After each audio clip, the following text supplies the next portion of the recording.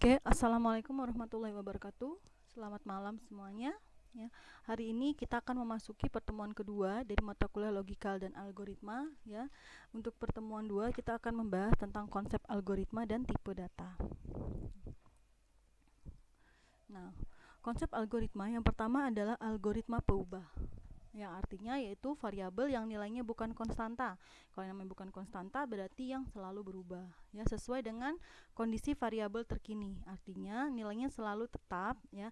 Nilai yang terbaru adalah nilai yang paling terkini, ya, update. Misalnya ke sini sintaks P sama dengan Q. Nah, dalam penulisan algoritmanya seperti ini. P diberi nilai Q. Seperti itu. Jadi artinya bahwa nilai P diberi nilai Q, berarti P sama dengan Q. Itu untuk algoritma peubah, ya. Jadi misalkan nilai P sama dengan Q, lalu P berikutnya adalah Q ditambah 1. Misalkan Q-nya 5, ya. Misalnya Q-nya 5, berarti P yang pertama adalah P sama dengan Q, berarti P sama dengan 5. Lalu kita berikan algoritma berikutnya, P sama dengan Q ditambah 1, berarti Q-nya tadi 5. P sama dengan 5 ditambah 1, berarti nilai variabel P terkini adalah 6. 5 ditambah 1, seperti itu, ya. Oke, berikutnya adalah algoritma pertukaran, ya, berfungsi untuk mempertukarkan masing-masing isi variabel sehingga nilai dari setiap variabel akan berubah atau bertukar. Oke, kita masuk ke contoh algoritma, ya. Nah, ini yang soal yang pertama, yaitu diketahui P sama dengan 10. Ini adalah nilai awalnya. P sama dengan 10, Q sama dengan 15, dan R sama dengan 5. Lalu diberikan algoritma perubahnya. P sama dengan Q, lalu Q sama dengan R. Yang ditanya adalah berapa nilai P, Q, dan R yang sekarang atau yang terupdate atau yang terkini, gitu, ya. Oke, kita lihat, ya. P sama dengan 10, Q sama dengan 15, R sama dengan 5. Oke, pertama diberikan algoritma P sama dengan Q, berarti P sama dengan berapa nilai Q-nya? 15, berarti P sama dengan 15. Nah, algoritma yang kedua adalah Q sama dengan R. Nah, Q sama dengan R.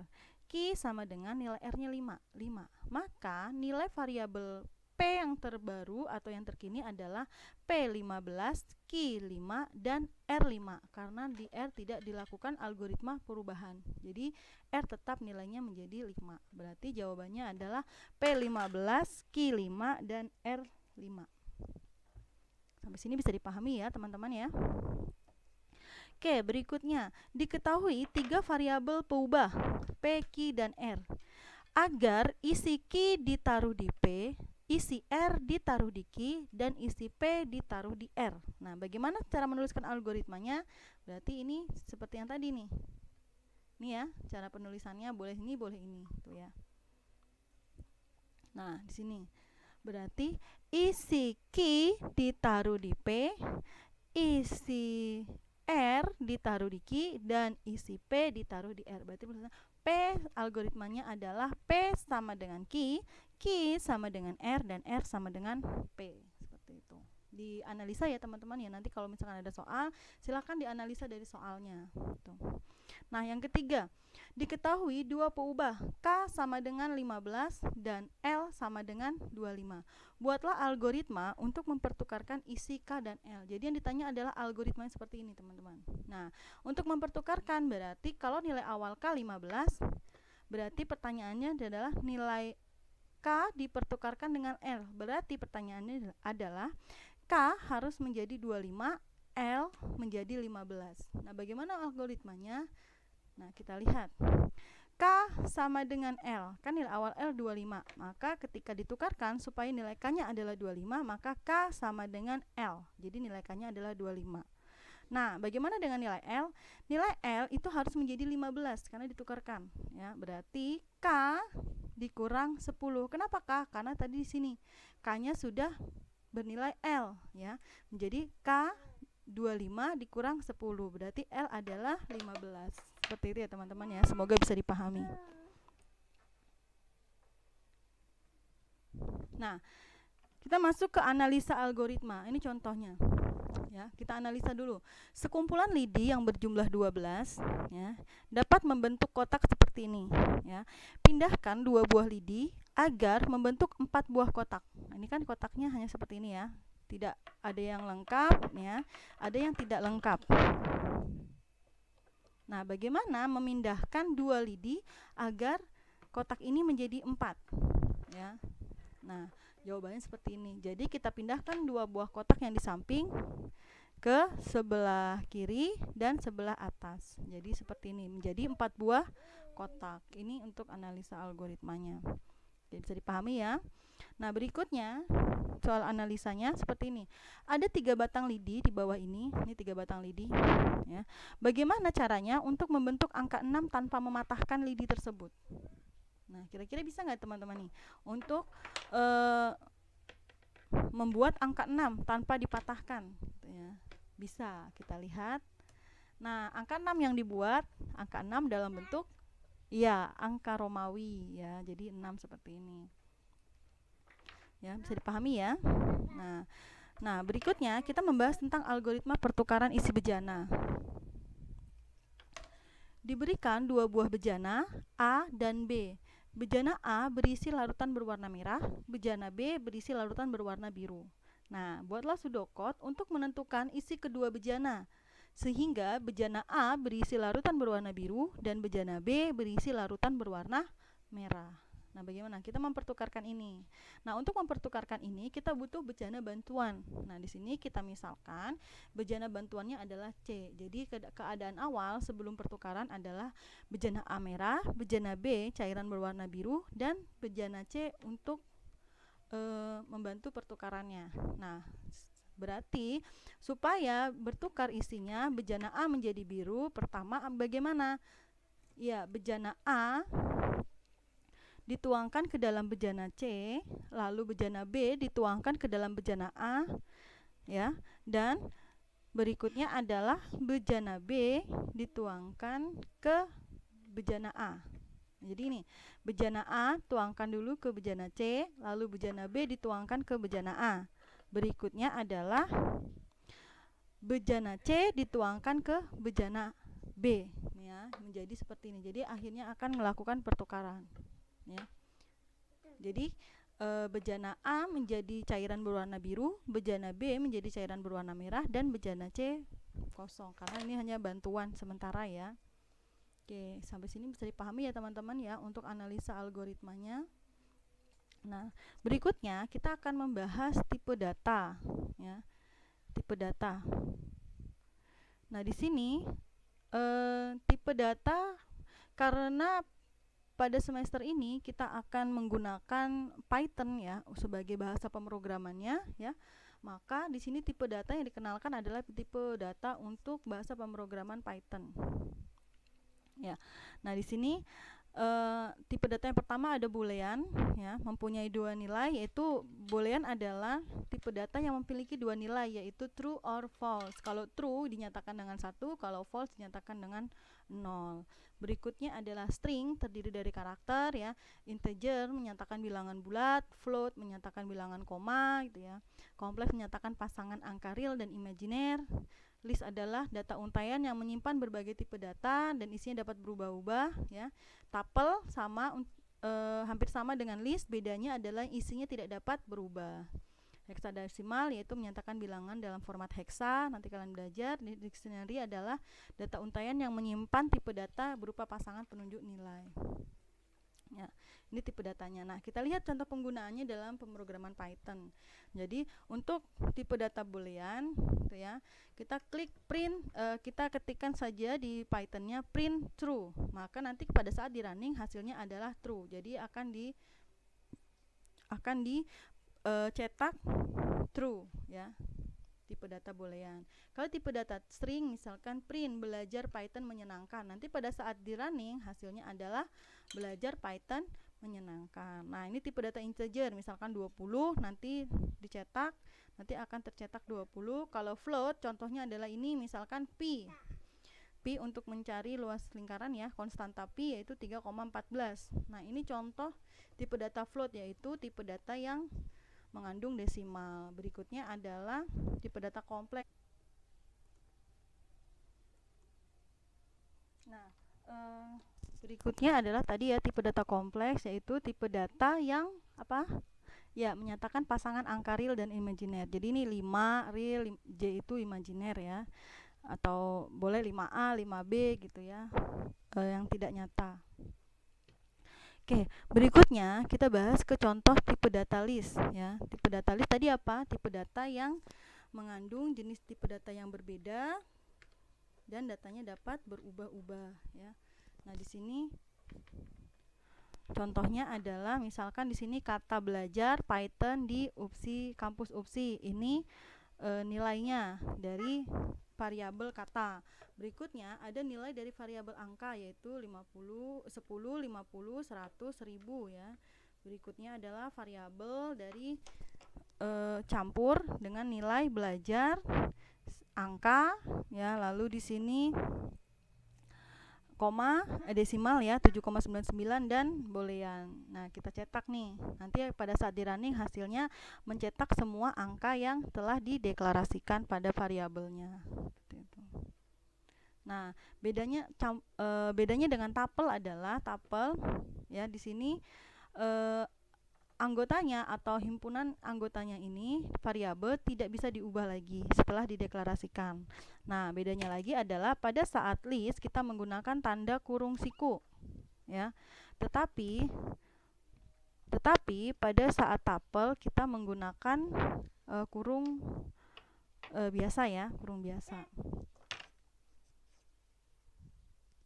Nah, berikutnya kita masuk ke operator aritmatika. Nah, teman-teman sudah tahu ya semuanya ya untuk operator aritmatika ya. Nah, misalkan operator aritmatika nih tambah ya. Tambah untuk penjumlahan, kurang untuk pengurangan. Nah, kalau misalkan kita belajar matematika, perkalian itu kan dinyatakan dengan X ya. Nah, kalau dia di komputer atau bahasa pemrograman apapun atau bahasa komputer, dia dikenalinya untuk perkalian itu asterisk ya, bintang. Itu asterisk. Lalu pembagian dikenal dengan slash, lalu modulus ya, sisa bagi dikenal dengan persen, dan pemangkatan dikenal dengan XX atau bisa juga tanda pangkat ya.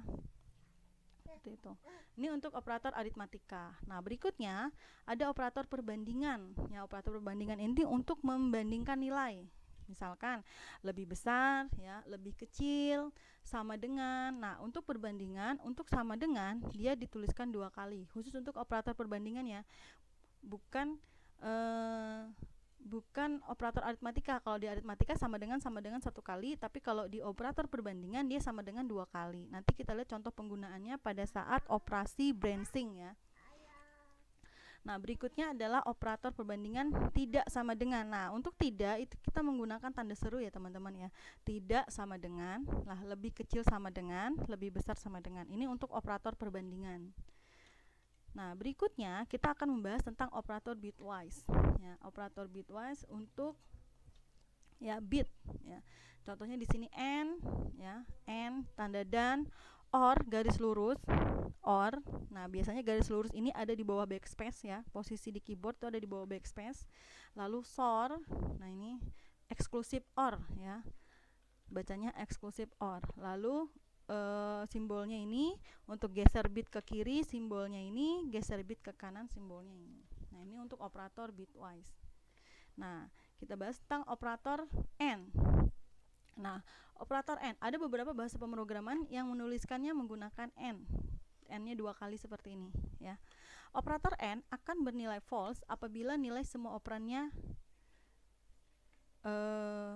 atau salah satu bernilai false, dan akan true apabila kedua operannya bernilai true. Jadi gini, misalkan operasi pertama n false, operan kedua false, maka nilainya false.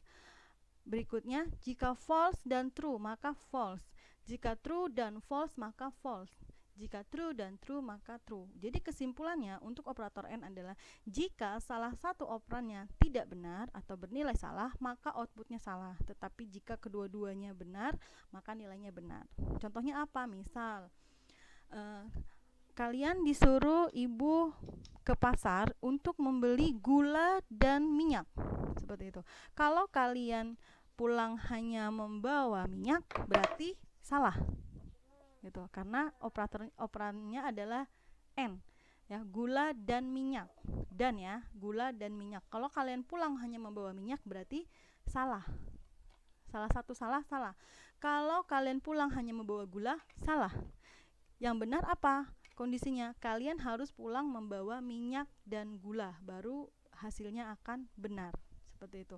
Jadi itu operator N. Artinya jika salah satu bernilai salah, maka outputnya salah. Jika keduanya harus benar, maka nilainya akan menjadi benar. Itu kalau N. Nah, bagaimana jika OR? Nah, OR ditulisnya garis lurus seperti ini. Ya. Operator OR akan menghasilkan output ya. Nih. Jika keduanya atau salah satu dari pernyataannya benar, maka hasilnya benar. Jika kedua-duanya salah, maka dia salah. Seperti ini. Misalkan kalian tadi disuruh ibu ke pasar membeli gula atau minyak. Kalian pulang membawa minyak, benar. Kalian pulang membawa gula, benar. Kalian pulang membawa gula dan minyak, benar. Karena operatornya atau permintaannya, operatornya adalah atau OR ya. Jika tidak membawa keduanya baru salah. Seperti itu. Jadi operator OR kesimpulannya adalah jika salah satu atau kedua dari pernyataannya benar ya, maka nilainya benar. Jika keduanya salah, maka akan bernilai salah. Itu untuk operator OR ya. Nah, ini misalkan kalau di penerapan di perhitungan bit ya. Kan tadi operator bitwise ya. Nah, bit seperti ini. Misalkan untuk angka desimal 201 gitu ya. Nilai untuk binernya ini 11001001. Nah, 100 binernya ini. Nah, jika kita operasikan secara OR, maka true, false, nilainya true. Kalau OR ya, karena salah satu benar, dia akan benar. True, nilainya true. False, true, nilainya true. False, nilainya false. False, nilainya true. False, true, nilainya true. False, nilainya false. False, nilainya true. Seperti ini. Jadi kalau ini kita konversikan ke dalam desimal, hasilnya 237. Jadi untuk penjumlahan bit di komputer, jangan kalian jumlahkan secara matematik ya, tidak benar. Karena untuk bit secara komputer, dia akan dikonversi ke dalam bilangan biner dulu. Nah, nanti binernya baru dikonversikan ke dalam bilangan desimal. Seperti ini. Oke, bisa dipahami ya teman-teman ya. Nah, bagaimana dengan operator eksklusif OR atau XOR ya? Nah, hasil operasi menggunakan operator XOR yaitu apabila bit yang dibandingkan nilainya berbeda, misalnya true dan false, maka outputnya benar. Apabila bit yang dibandingkan nilainya sama, misalkan true dan true atau false dan false, maka outputnya false. Seperti ini. Jika apa tadi? Keduanya sama ya, operatornya keduanya nilainya sama, maka hasilnya false. Nah, misalkan false nilainya false, false true nilainya true, false nilainya true. Tapi true nilainya menjadi false. Itu kalau eksklusif OR. Jadi jika nilai yang dibandingkan sama, maka hasilnya false. Seperti itu. Bisa dipahami ya teman-teman ya. Nah, ini kalau misalkan operator bitnya kita buatkan di sini tadi ya. Nah, kalau tadi dengan operator yang dengan angka desimal yang sama dengan binernya, hasilnya adalah 237 ya. Tapi ketika kita berikan operator OR XOR, nah hasilnya menjadi ini. Karena true false true false ya. True false. Keduanya sama, dia menjadi false seperti itu. Jadi desimalnya menjadi 137 seperti itu. Nah, ini untuk operator XOR ya, eksklusif OR. Oke. Nah, berikutnya yang terakhir adalah membuat dokumentasi program. Nah, dokumentasi kode program yaitu berbentuk hard copy dari modul program yang telah ditulis, termasuk properti dari kode program tersebut ya. Misalkan tanggal, versi, nama modul, pembuatnya siapa, nomor dan sebagainya. Nah, tahapannya adalah mengidentifikasi dia kode program apa, lalu membuat dokumentasinya, dan memberikan penjelasan pada baris program, serta melakukan generate dokumentasi. Nah, contohnya seperti ini. Nah, ini ketika kita membuat bahasa pemrograman, nah, di sini ini komentar, kita menuliskan, oh ini program ini untuk apa ya, gitu. Kita lihat program ini untuk apa ya? Oh, ini untuk menuliskan deret Fibonacci. Ya, nah, yang kedua ini untuk mengulang.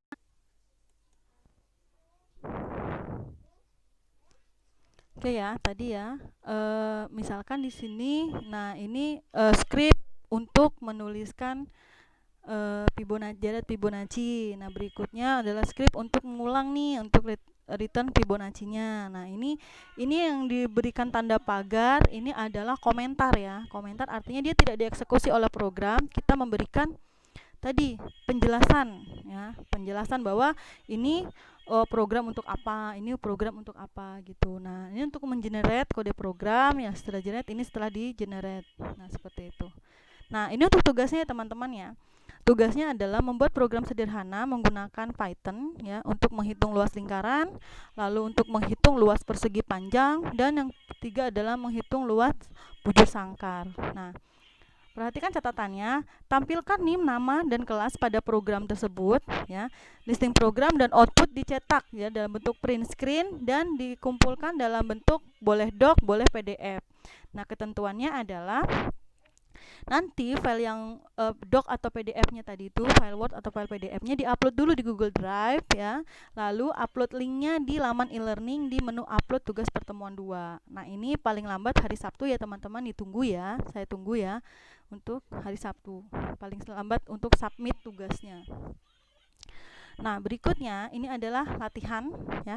Latihan untuk absensi ya, teman-teman ya. Nah, latihan pertemuan 2. Nah, di sini yang pertama diberikan sebuah operasi pada operator aritmatika sebagai berikut. 10%2. Apakah hasilnya? Nah, dilihat 10%2 apakah hasilnya? Berikutnya nomor 2 ya, diketahui bahwa kantong P kosong. Kantong Q berisi 10 buah kelereng dan kantong R berisi 20 kelereng. Apabila yang terbawa hanya sebuah kantong dan dikatakan bukan kantong P yang terbawa, maka jumlah kelereng yang terbawa ada berapa? Nanti dianalisa ya teman-teman, ini masuknya ke analisa algoritma.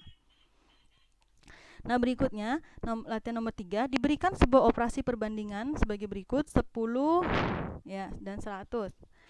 Nah, apakah hasilnya? Dilihat ya teman-teman, dipahami soalnya. Nah, berikutnya nomor 4, jika operan 1 bernilai false dan operan 2 bernilai true, maka hasil output pada operator N. Nah, tadi sudah saya jelaskan apa, dijawab ya. Jangan sampai salah, dianalisa kembali. Berikutnya soal nomor 5, apabila nilai semua operannya atau salah satunya bernilai false, outputnya adalah false, dan akan bernilai true jika kedua operannya bernilai true adalah operator apa. Dilihat lagi ya, dianalisa lagi ya teman-teman ya. Oke. Saya cukupkan sampai di sini untuk penjelasan materinya ya teman-teman ya. Nanti jika ada yang ingin ditanyakan boleh langsung chat via e-learning ya atau LMS, dan boleh juga chat via WA group ya. Selamat belajar ya teman-teman semua. Assalamualaikum warahmatullahi wabarakatuh.